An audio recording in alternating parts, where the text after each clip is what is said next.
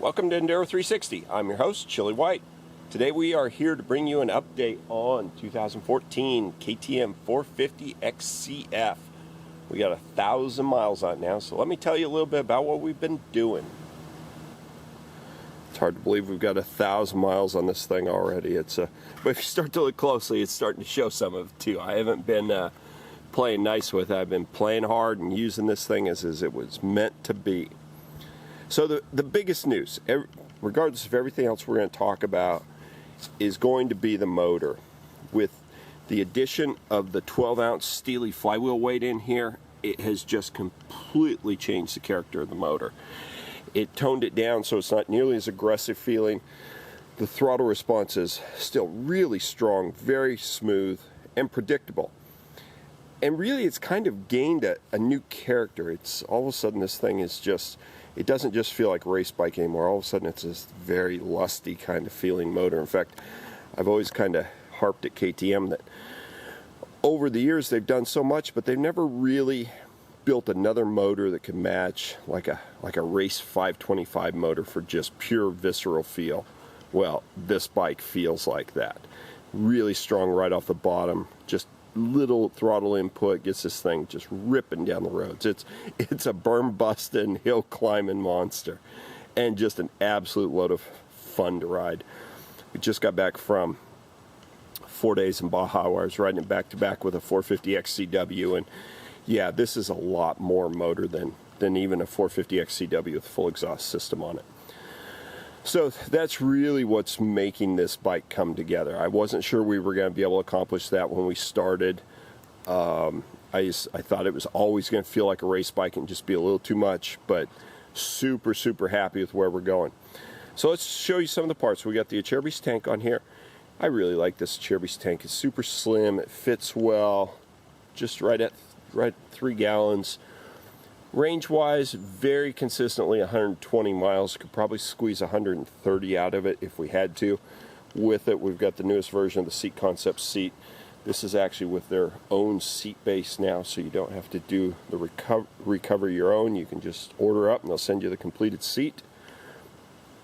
Up front, we got the flex bars mounted up. Flex bars really made a huge difference in just softening up the feel of the front end. We've done one mod to the forks also. KTM actually did this for us, so I'm not quite ready to talk about it all. We're still kind of testing it.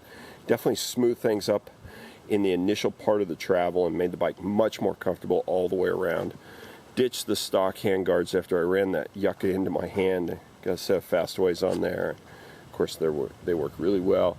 So you can see I raced this down to Takata Hare Scrambles. I had kind of a rough day at the Hare Scrambles, but the bike itself did really, really well, even in super technical first gear conditions. This is the Baja Designs, the new S2 Lite. This is a direct plug and play for the XCF. Let me flip that on. There we go. 1800 lumens, draws 15 watts, works right off the stock stator with no mods. We have the Best Dual Sport bikes Grunt exhaust flange in there. This is the stock one that we took out. Basically what Best Dual Sport bikes is doing is making a new exhaust flange where the inside diameter of this is choked down just a little bit, and it's intended to give the bike a little better response right off the bottom, a little more torque. It definitely works.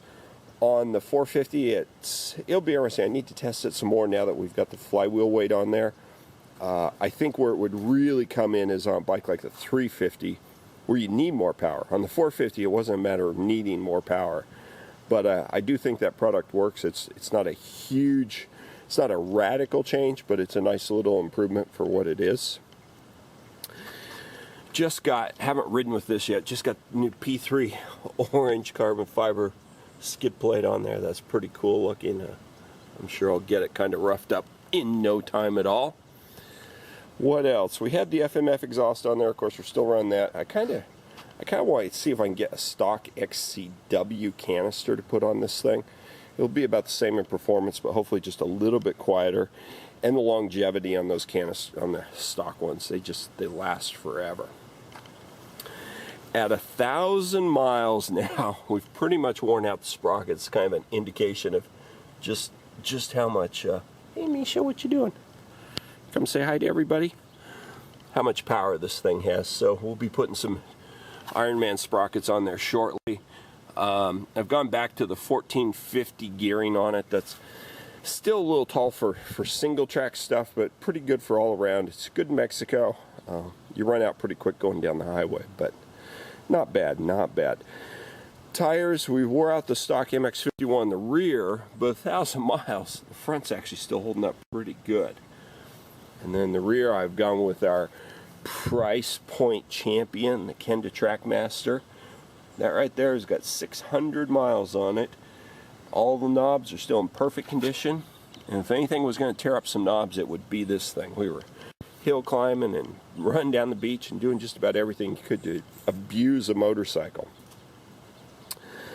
So that's it. We got a few more parts we're going to play with that we're waiting for. We've got a BRP rubber mounted triple clamp we're gonna test. We've got some steering dampeners, stuff from Fastway for a sub mount application. And the final thing is, there's only one thing that's missing from making this the absolute king of off-road motorcycles, and that would be the 6-speed transmission. So we are toying around with the idea of maybe getting the parts together to make this into a 6-speed. Robert over at Vase Power Sports has one of these, a 13 model, and he just did it, so he's got the complete parts list, and he's kind of working up an estimate for us right now. It'd be a big commitment, but man, this would be the ultimate motorcycle once it was all together. All right, there you have. That's a quick status report on 2014 450 XCW, going strong. I really like this motorcycle. The motor and the power is just very, very seductive. Hey, what more could you ask from a dirt bike?